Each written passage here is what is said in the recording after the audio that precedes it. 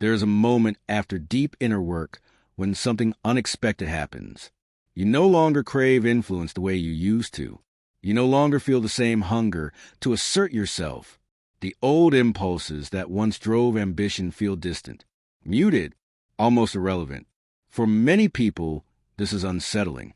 They expected growth to feel empowering in a familiar way. More confidence, more control, more certainty. Instead, power feels quiet, and in that quiet, a dangerous misunderstanding forms. They assume they have become weaker. This misunderstanding is a psychological fault line this video addresses, because what disappears after inner growth is not power itself. What disappears is ego-driven power, and when the ego dissolves its grip, power does not vanish. It changes form. Most people are never taught to recognize this change. They are taught that power must always feel forceful, outward, and assertive. They are taught that power must be proven. Jung saw something very different. He observed that once the ego is no longer the center of the psyche, the experience of power becomes unfamiliar to consciousness, not absent, unfamiliar. And because it feels unfamiliar, people retreat from it. They confuse ego loss with moral purity. They confuse humility with avoidance. They confuse restraint with passivity. This is where imbalance begins. After individuation, power no longer announces itself. It does not push. It does not dominate. It does not seek recognition. And for an ego accustomed to equating power with expansion, this can feel like loss. But it is not loss. It is relocation. Before inner growth, power is experienced as something you wield. After inner growth, power is experienced as something that moves through you. This distinction is subtle, and it changes everything.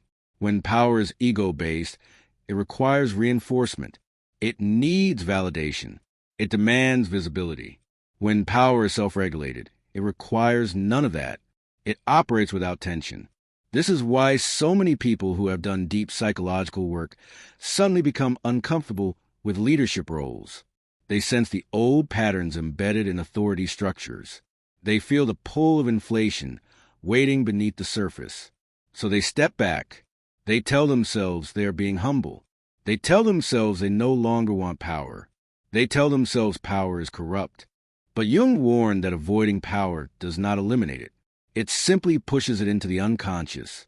And unconscious power is far more dangerous than conscious authority. This is a paradox. Those who fear power most are often the ones who should hold it, not because they desire it, but because they are no longer possessed by it. Power that is rejected does not disappear. It compensates. It emerges as resentment, as moral superiority, as passive control, as withdrawal disguised as virtue. The psyche does not tolerate imbalance. When conscious responsibility for power is refused, the shadow takes over its expression.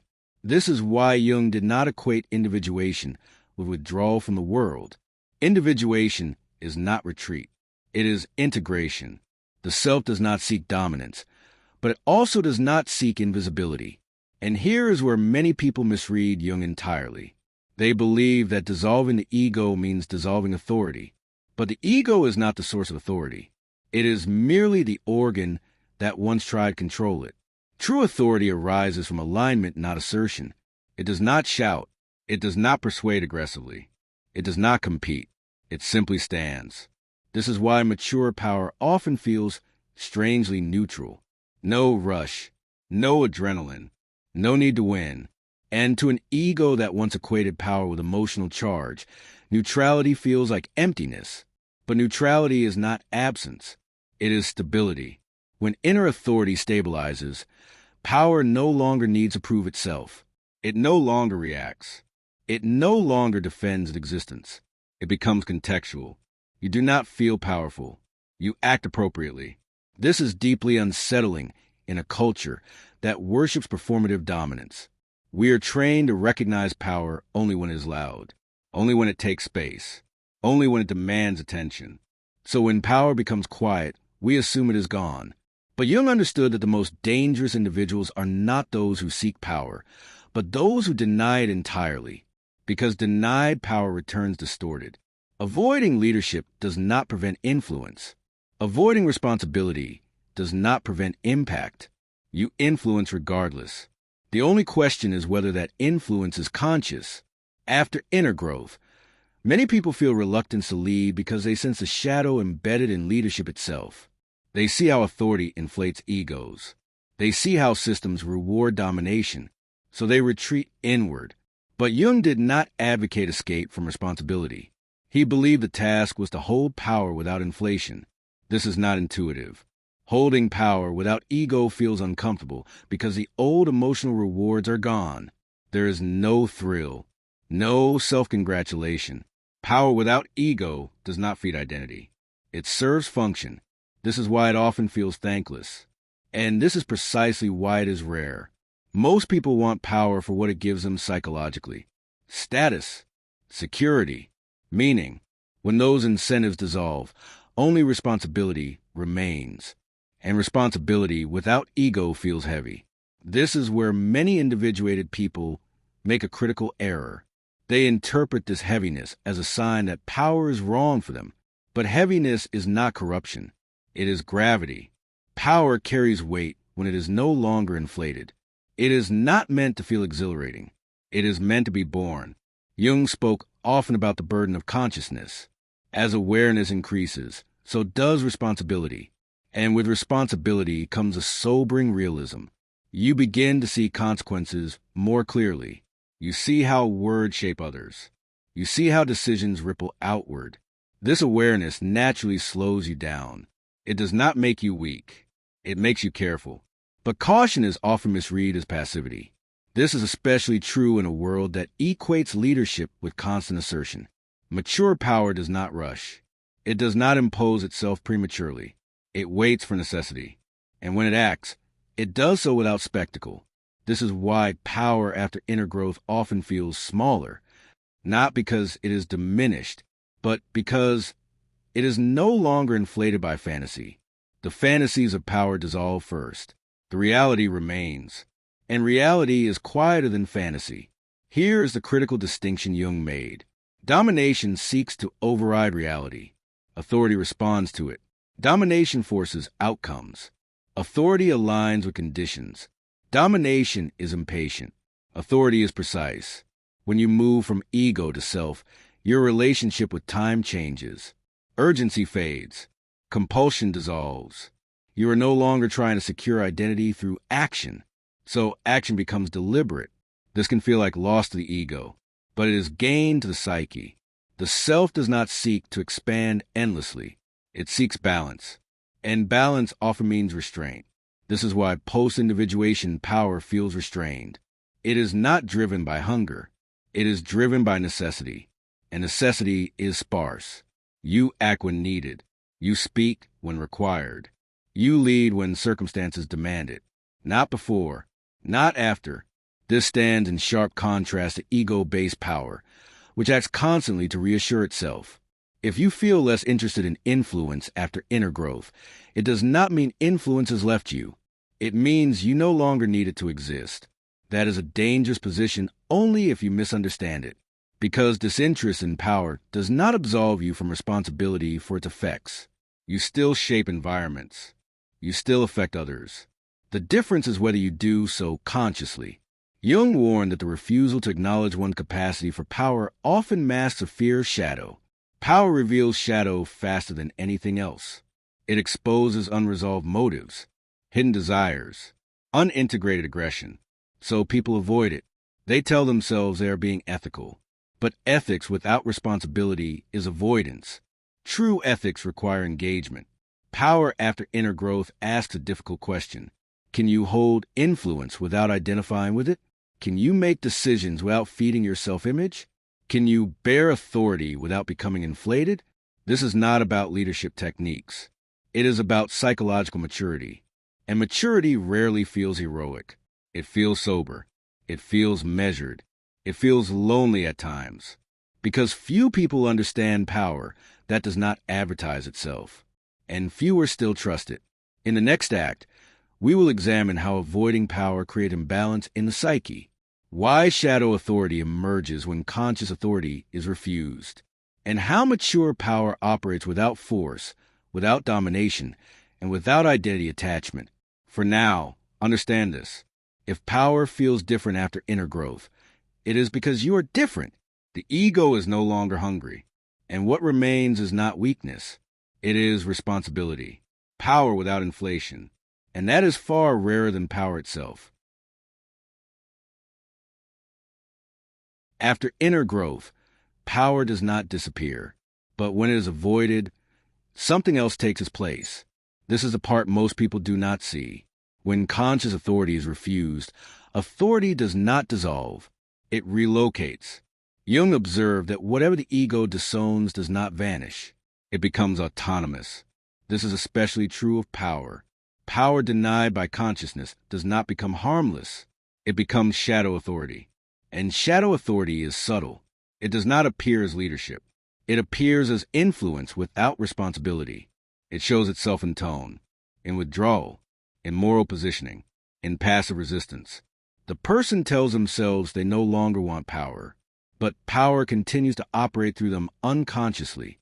This is imbalance Jung warned against. When power is consciously integrated, it is regulated by awareness. When it is rejected, it is regulated by compensation. The psyche always seeks equilibrium.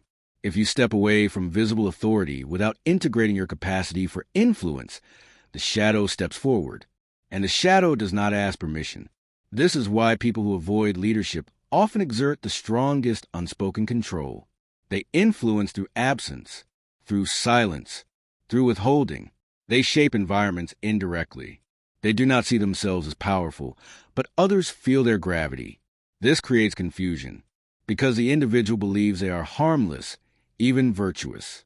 But the system around them bends anyway. This is unconscious power, and unconscious power is rarely ethical. Jung did not argue that power corrupts. He argued that unconsciousness corrupts. Power merely reveals what is already there. After individuation, many people sense this danger instinctively. They feel how easily authority can inflate the ego again, so they avoid it entirely. But avoidance is not integration. Integration means holding both capacity and the restraint simultaneously. The psyche requires a conscious center that can contain opposites: strength and humility, influence and restraint, authority and service.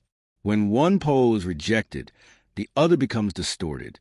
Avoiding power creates a vacuum, and vacuums are filled, often by less conscious individuals. This is another uncomfortable truth.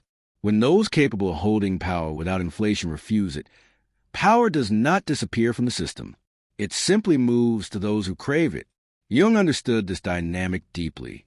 He saw how moral withdrawal by the psychologically mature often left leadership to the psychologically inflated, not because the latter were more capable, but because they were more willing. This is not an argument for ambition. It is an argument against abdication. Authority is not granted only to those who seek it. It is also forced upon those who refuse it indirectly. The difference is whether you shape it consciously or let it shape you unconsciously. This is why power after inner growth feels dangerous, because you can see what it does. You are no longer naive. You see how easily authority can slide into domination, how quickly responsibility becomes identity, how subtly ego returns. So you hesitate. This hesitation is not weakness, but it becomes avoidance. It creates fragmentation. Jung believed that individuation demands engagement with the world, not retreat from it. The self does not isolate itself from life. It orders life. And order requires authority, not authoritarianism. Authority, there is a crucial difference. Authoritarianism demands submission. Authority invites alignment. Authoritarianism relies on fear. Authority relies on coherence. Authoritarianism needs enforcement. Authority generates trust. But authority only emerges when power is consciously inhabited. If you abandon the role, authority does not vanish. It mutates. It appears as judgment, as quiet superiority, as inner distance. The individual tells themselves they are detached, but detachment can become a form of control. By not engaging, they force others to adjust. By not deciding, they create paralysis. This is shadow power. and it is often more destabilizing than overt dominance, because it cannot be named. Others feel influenced, but do not know how. This creates anxiety in groups, relationships, and systems.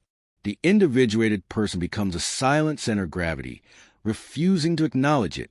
Jung warned that refusing one's role in the psychic economy does not make one innocent. It makes one unconscious. Responsibility does not disappear because you do not want it. It appears wherever influence exists. After inner growth, your influence often increases, not decreases, because people sense coherence. They feel stability. They feel grounded presence. This draws projection. Others project authority onto you whether you want it or not. If you refuse to recognize this, the projection controls the interaction. If you acknowledge it, you can regulate it. This is why conscious authority matters, not to dominate others, but to prevent unconscious domination. Power that is owned can be restrained. Power that is denied acts freely. Jung saw the shadow not as evil, but as energy without consciousness. Power in the shadow is volatile. It leaks through sarcasm, through disengagement, through moral rigidity. The individual believes they are neutral, but neutrality itself can exert force. Silence can command. Absence can dictate. This is why avoiding leadership does not equal avoiding power. It only changes its expression. After individuation, the task is not to eliminate power. It is to contain it. Containment is not suppression. It is relationship. You acknowledge your capacity to influence without identifying with it. You accept responsibility without attachment to outcome. This is psychologically demanding. It requires constant self-observation. You must watch for inflation, watch for withdrawal, watch for moral superiority masquerading as humility. This vigilance is tiring, which is why many people prefer withdrawal. But withdrawal does not free you from the task. It postpones it. And when postponed, the shadow takes over. Jung emphasized that psychological maturity increases one's obligation to the collective, not in the sense of activism or visibility, but in the sense of psychic responsibility. The more integrated you become, the more your presence affects others, whether you intend it or not. Power after inner growth often feels heavier because you can no longer pretend ignorance. You see your impact, and seeing impact creates ethical tension. Every choice now matters. Every silence has weight. This awareness is often mistaken for reluctance or weakness, but it is actually the burden of consciousness. The ego once acted freely because it did not see consequences clearly. The self acts carefully because it does. This carefulness slows action. It removes impulsivity. And in a world addicted to speed and assertion, this looks like passivity. But it is not. It is precision. Mature power waits. It does not rush to fill space. It allows situations to reveal themselves before intervening. This can frustrate others. They want direction. They want certainty. They want visible leadership. And when you do not provide it immediately, they may project incompetence or indifference onto you. This pressure often pushes individuated people further into withdrawal. They think, if power creates this tension, better to step away. But stepping away does not remove the tension. It displaces it. Others step in, often less conscious, more driven by ego, less aware of consequences. This is how systems decay, not because of evil intent, but because of abdicated responsibility. Jung did not romanticize power. He respected its danger, but he also respected its necessity. Life requires ordering principles. Groups require centers. Without conscious authority, chaos fills a gap, and chaos is not neutral. It invites domination. This is a paradox of power after inner growth. You no longer want it, but your refusal does not make the world safer. It often makes it more unstable. The task, then, is not to seek power. It is to accept it when it naturally arises, without hunger, without identity, without inflation. This acceptance feels uncomfortable precisely because it offers no ego reward. There is no excitement, no validation, no applause, only responsibility. And responsibility without ego feels exposed. There is no psychological armor. You cannot hide behind ambition or righteousness. You must act clearly, knowing you will be misunderstood. This is why mature authority often feels lonely. Few people understand power that does not perform. Few trust leadership that does not advertise itself. But this is the form power takes after individuation. Quiet, measured, situational. It emerges when needed and recedes when not. It does not cling. It does not accumulate. It does not define the self.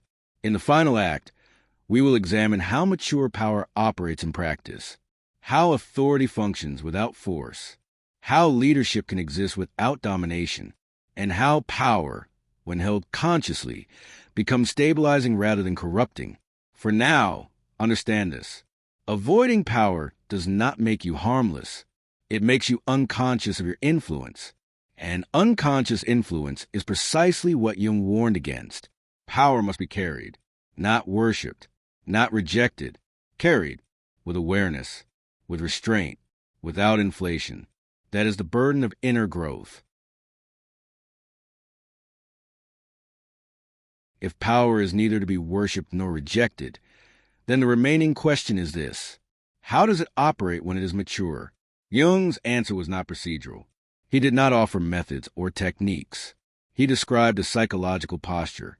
Mature power does not begin with intention. It begins with alignment. When the psyche is ordered internally, authority expresses itself externally without force.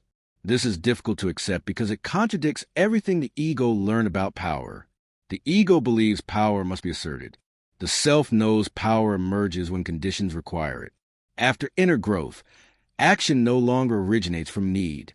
It originates from necessity. This is why mature power feels sparse. It does not act often, but when it does, it is decisive. There is no buildup, no performance, no psychological momentum, just response. This is unsettling for those around it. People are accustomed to leaders who signal constantly, who speak frequently, who reinforce their presence. Mature authority does not reassure. It does not manage perception. It allows misunderstanding. This is one of the hidden costs of power. Without ego, you will often be misread. Your restraint may be interpreted as indifference, your silence as avoidance, your lack of display as lack of conviction. But conviction is not loud when it is settled. Jung understood that the self does not negotiate its legitimacy. It does not argue for its right to exist. It simply acts in accordance with reality. This is the central difference. Ego-based power tries to bend reality to fit identity. Self-based authority adapts identity to fit reality. This reversal changes the emotional experience of power completely. There is no rush, no sense of conquest, no internal reward, only clarity. And clarity is not exciting. It is stabilizing. This is why mature power often feels emotionally flat. Not because something is missing, but because nothing is being inflated. Inflation was the emotional fuel of ego-based power. When that fuel is gone, power becomes clean, functional, unspectacular. Jung referred to this as authority without identification. You occupy a role without becoming it. You hold influence without absorbing it into your self-image. This creates a strange dual awareness. You know you are acting with authority, but you do not feel authoritative. You know decisions carry weight, but you do not feel important. This is disorienting at first. The ego searches for familiar signals. Pride, certainty, excitement. They do not come. And so the ego concludes something is wrong. But nothing is wrong.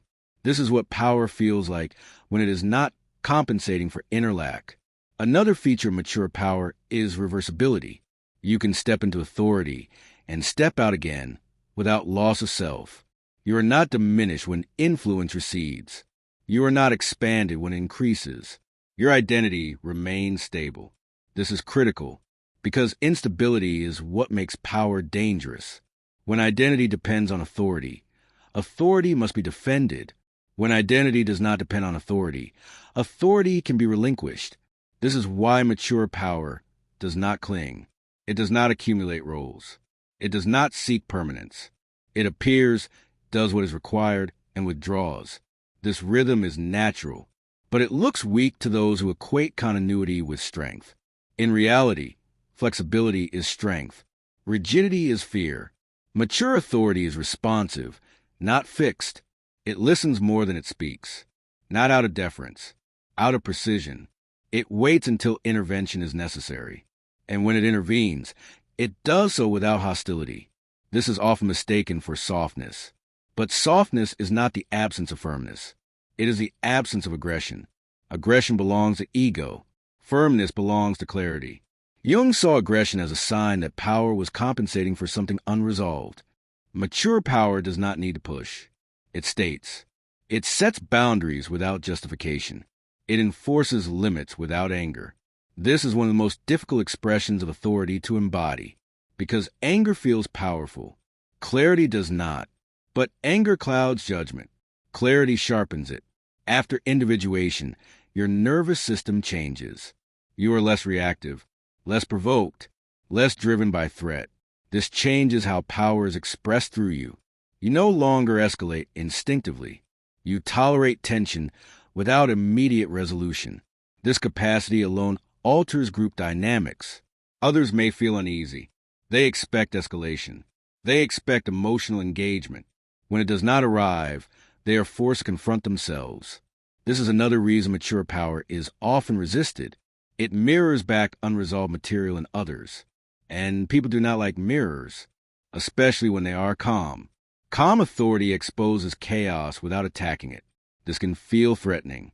So mature power is often tested, challenged, provoked, not because it is weak, but because others are checking whether it is real. Ego-based power responds defensively. Mature power does not. It allows the test and responds only if the situation requires it. This restraint is not passive. It is discerning. Not every challenge deserves engagement. Not every conflict requires assertion. This selectivity conserves energy, and conserved energy increases authority. Jung understood that power is amplified by economy, not excess. The less you waste it, the more weight it carries. This is why words spoken rarely are often taken more seriously. Why presence that does not intrude is often felt more strongly. Why leadership that does not seek followers is often followed. Mature power does not recruit. It does not persuade. It does not convince. It makes reality visible. And reality persuades on its own. This is perhaps the most misunderstood aspect. People believe authority must convince. But true authority clarifies. Once something is clear, action follows naturally. There is no coercion, no manipulation, no pressure, just alignment. This is why Jung believed that the final task of individuation was ethical responsibility, not morality. Responsibility. Responsibility means responding to what is required, not what is desired. Power after inner growth is oriented toward necessity, not preference. You act because something must be done, not because it affirms you, not because it benefits your image, not because it feeds meaning. This is why it feels sobering. Meaning is no longer generated through action. Meaning is already present. So action is stripped of drama. It becomes exact. And exactness is quiet. This is the form of power that does not corrupt, because there is nothing for corruption to attach to. No hunger, no identity investment, no psychological payoff, only responsibility fulfilled, and once fulfilled, released. This is why Jung did not fear power itself. He feared unconsciousness. Power held consciously stabilizes systems. Power held unconsciously destabilizes them. After inner growth, you are no longer protected by innocence.